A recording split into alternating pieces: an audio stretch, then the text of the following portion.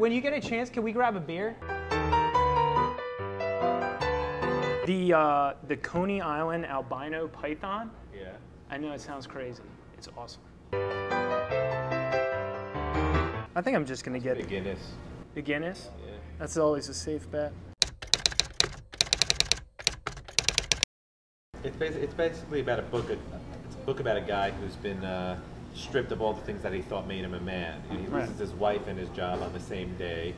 So we're defined by things like that, or your marriage and your career. And he comes home to find his wife in bed with his boss. So he's basically lost them both in the same instant. On page 177 and 178, you have one of the most vivid depictions of what it is when someone gets kicked in the balls and the pain that is incurred when someone gets kicked in the balls. Yes. I mean, tell me a little bit. It's Judd when he's younger in high school. It's a flashback. Yeah. He got beat up. And he takes a vicious kick in the balls. Yes.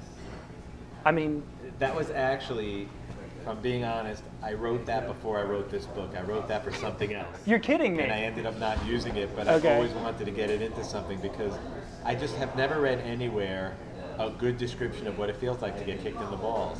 And it's something that a good description, or one that you think encapsulates the experience. I've never really seen it. I've never, in anything I've read, I've never heard a writer really go into detail about the different waves of pain that, it's a very specific and strange kind of pain. Did you have like a really intense ball kicking story where someone nailed you in the balls? I think you don't make it to this age without having gotten hit there at least once or twice. Well, yeah. I don't remember a specific time, but I know I've gotten hit there. Yeah.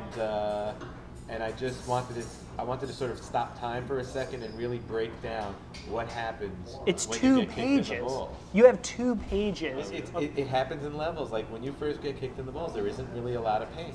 Yeah. And it takes a minute. It's like the rest of your nerves are kind of have to catch up. Yeah. And in that moment, you dare to hope you're wrong, and that maybe it didn't quite hit you there. Yeah. You have that moment where you're like, I'm gonna be okay. And then when it comes, it's crushing. Well, thank you. Thank you for that, because I don't think I've ever read a really vivid depiction that captured a serious ball kicking. Do you have any control to make sure they don't turn this into a sappy romantic comedy? No. No? Yeah, I do have control. Do you have a Matthew McConaughey clause that you can turn down Matthew McConaughey if he gets... Please. Luckily, I think you don't even need a Matthew McConaughey clause anymore. I don't think that's happening. I don't want this to be failure to launch too. No, the producers are very serious about the book. Okay. We had a very serious meeting about it where I asked them, what is it you like about the book? What do you not want me to do? This and that. I wanted to make sure we were all on the same page. They were, for instance, there's one particular chapter where, through a series of events, Judd ends up having a sexual encounter with his sister-in-law. It's sort of an awkward chapter. Right, yeah. Is that staying in the movie? They said, absolutely, that's staying in the movie. Like, okay. They don't want me Sister-in-law sex is in. Is in, right. And, good job. I gotta believe Philip Roth throws it back. You don't think? You think so? Yeah.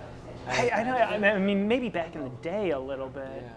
I don't know. I mean, I don't know. There's a grittiness to American Pastoral that I'm kind of. I feel like he was having a bourbon or something. Yeah, while I he think was there's shots. I think I'm doing shots. He lines them up, gets his little computer here or typewriter. At this point, you think Philip Roth is still doing shots while he's writing? He's still writing great. Why not still be drinking?